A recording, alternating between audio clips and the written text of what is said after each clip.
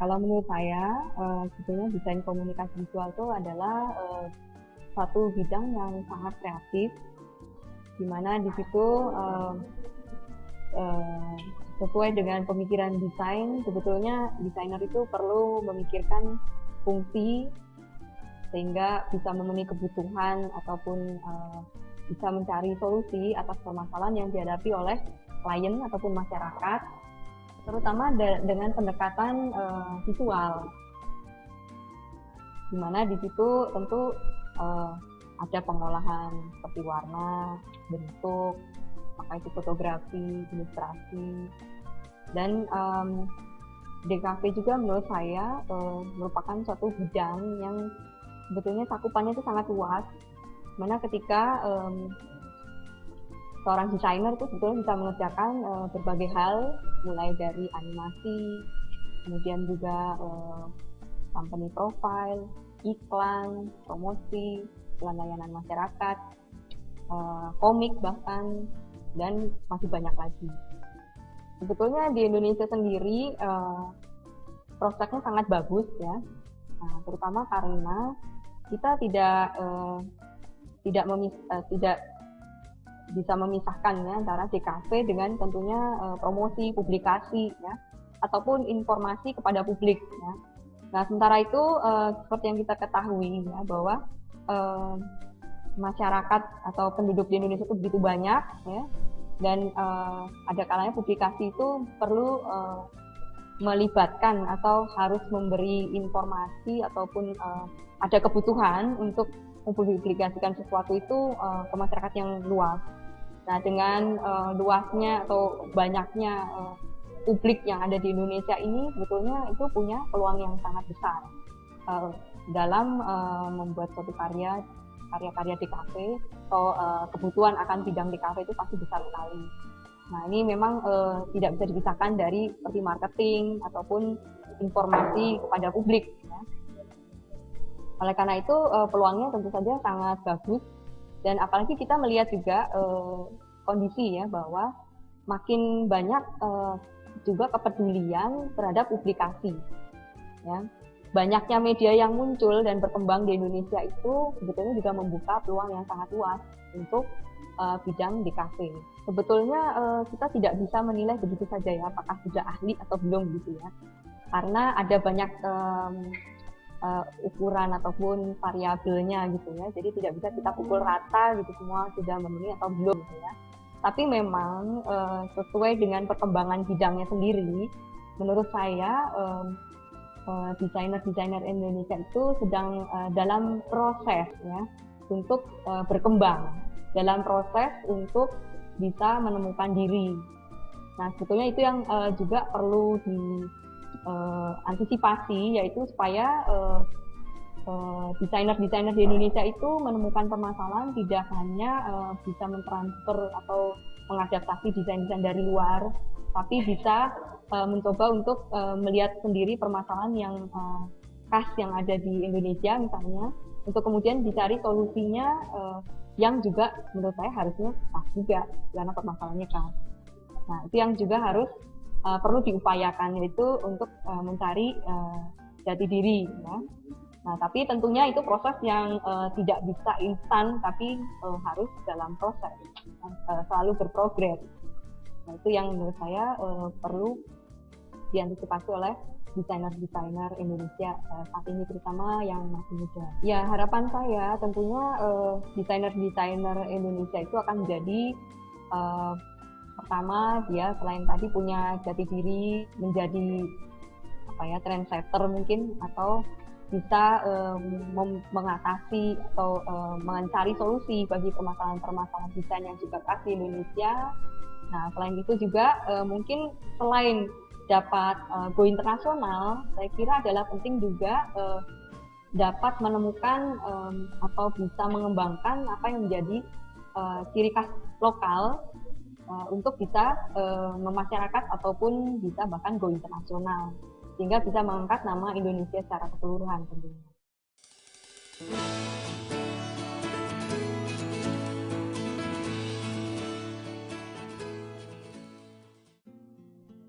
Kalau menurut saya, ilustrasi itu adalah memberikan gambaran yang secara visual maupun tulisan, ya, sehingga orang atau masyarakat bisa melihat apa yang dipikirkan oleh orang lain, gitu, ya, secara nyata, gitu, ya. Contohnya, ide itu kan masih ada dalam kepala, ilusi, belum terungkap. Ketika sudah dituliskan, atau sudah digambarkan, atau diceritakan secara visual, maka orang bisa mengetahui, oh ternyata ini yang ada di kepala dia, atau oh ini yang ada di benak dia. Itulah ilustrasi. Jadi menyampaikan ide-ide dalam bentuk bahasa visual maupun tertulis atau cerita, gitu, ya. Itulah ilustrasi.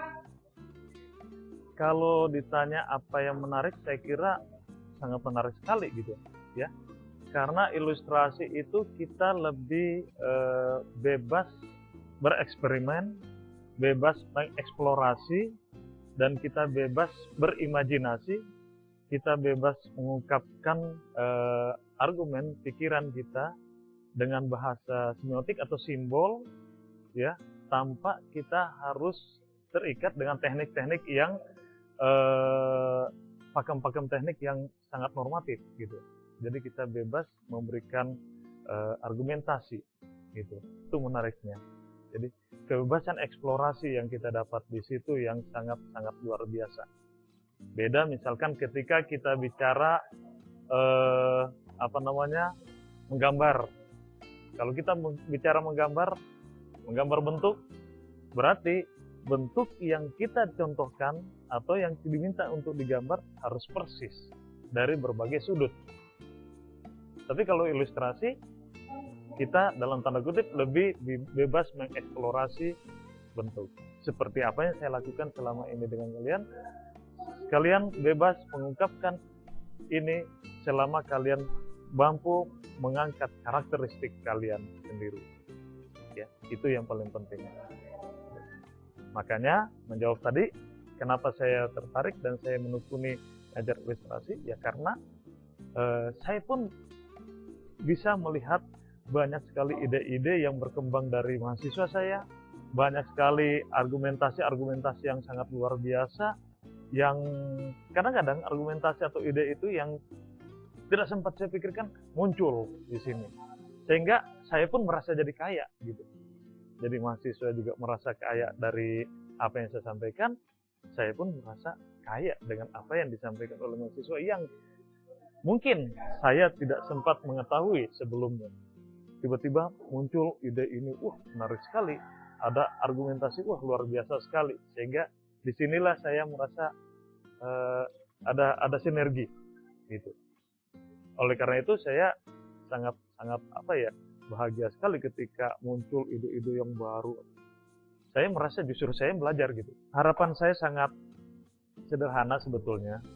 Sederhananya, saya berharap banyaknya muncul ilustrator muda yang punya karakteristik yang sangat luar biasa, sehingga tidak kehilangan jati dirinya sebagai bangsa, ya. Bukan berarti ilustrator muda tidak boleh belajar dari karakter orang lain atau dari animasi atau ilustrasi dari orang lain. Itu tadi saya katakan pengaruh pastilah punya, tetapi saya berharap bahwa ilustrator muda yang sekarang ini harus betul-betul muncul dengan kekuatan karakteristik yang bisa meng-Indonesia atau bahkan Asia atau bahkan dunia, gitu. Seperti apa yang dilakukan oleh ilustrator dari negara luar. Contoh misalkan, selama ini kan kita dalam tanda kutip bahasa saya diserang oleh manga Jepang. Itu karakter mereka, ya, karakter mereka dan kekuatan mereka, dan mereka sudah mendunia dengan itu. Masa kita harus ikut mengekor terus ke mereka? Kita kehilangan jati diri dong, ya. Atau kita ambil ikut Eropa, itu juga begitu. ya. Nah, kenapa tidak kita gali dari potensi dalam diri kita? Potensi dari negara kita sangat kaya, sangat banyak. Apakah bermula dari cerita rakyat, cerita tradisional, atau mitos-mitos yang berkembang di Indonesia, atau legenda-legenda, atau cerita-cerita dongeng dan sebagainya. Itu banyak sekali. Indonesia ini kaya sekali. Kaya. Nah, ini yang saya harapkan bahwa ke depan kalianlah yang muda-muda ini bisa memberikan kontribusi yang sangat luar biasa. Nah, di era tahun 70-an para ilustrator senior kita atau 60-70-an itu betul-betul sangat-sangat eksis dengan karya mereka. Tetapi ketika kita sudah masuk era teknologi yang begitu pengaruh sekali dampaknya kepada generasi muda kita, sehingga seolah-olah kehilangan jati diri gitu ya. Pengaruh dari luar itu sangat dominan sekali gitu ya. Itu nyata sekali, dan selama saya ngajar pun melihat seperti itu ya, sehingga dalam tanda kutip saya agak cerewet juga kalau masalah itu ya. Zaman mahasiswa saya agak cerewet karena saya nggak mau mahasiswa saya atau generasi muda ini kehilangan identitas itu aja gitu. Dalam hal kita bicara ilustrasi gitu.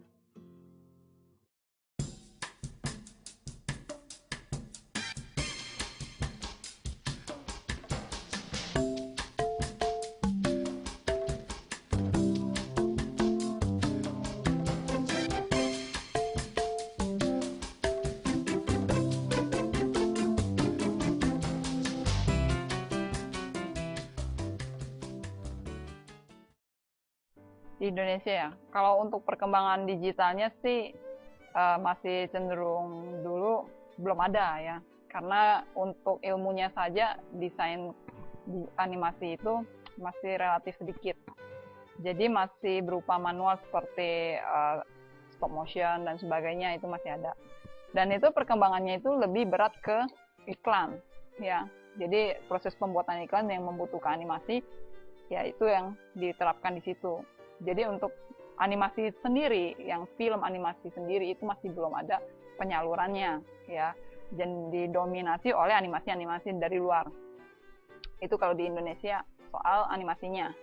Nah, seiring dengan berjalannya waktu, masyarakat Indonesia, terutama desainer atau animator Indonesia, itu sudah semakin merasa istilahnya diperlukan. Nah, mereka itu biasanya kerjanya ke luar negeri. Nah, itu dari luar itu mengambil tenaganya Indonesia, seperti itu. Nah, tapi condong mereka belum bisa membuktikan diri kalau kita punya karya sendiri.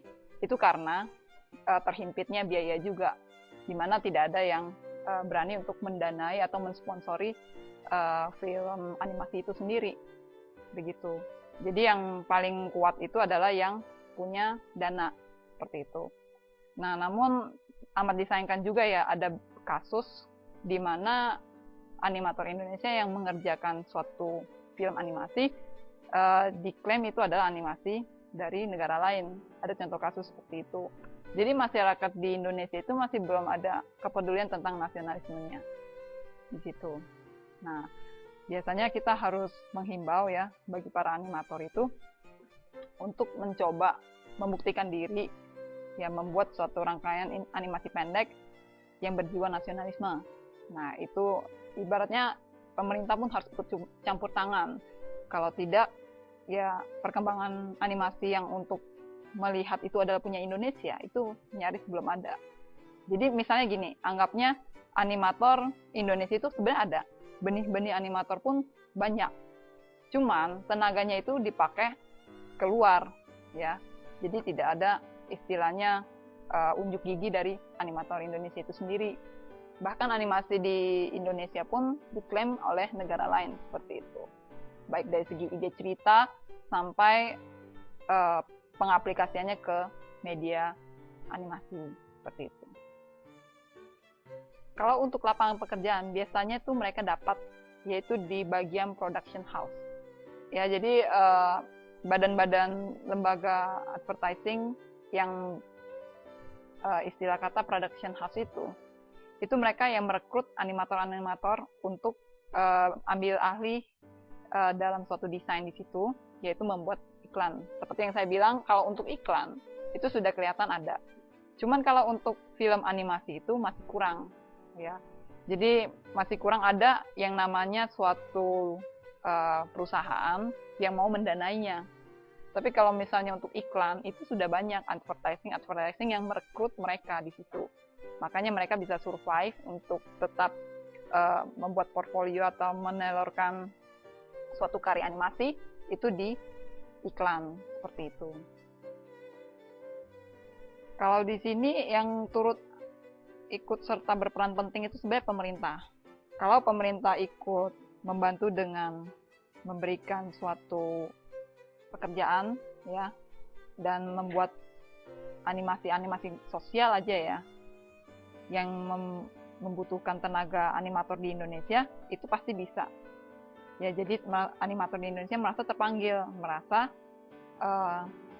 mendapatkan suatu tempat untuk menuangkan imajinasi dan animasinya di situ.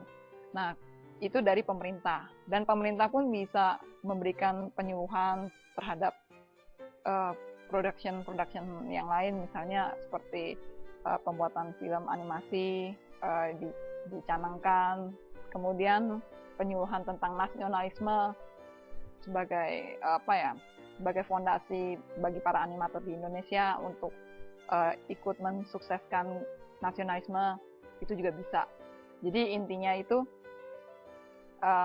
animator itu mesti diasah lagi jiwa nasionalismenya gitu.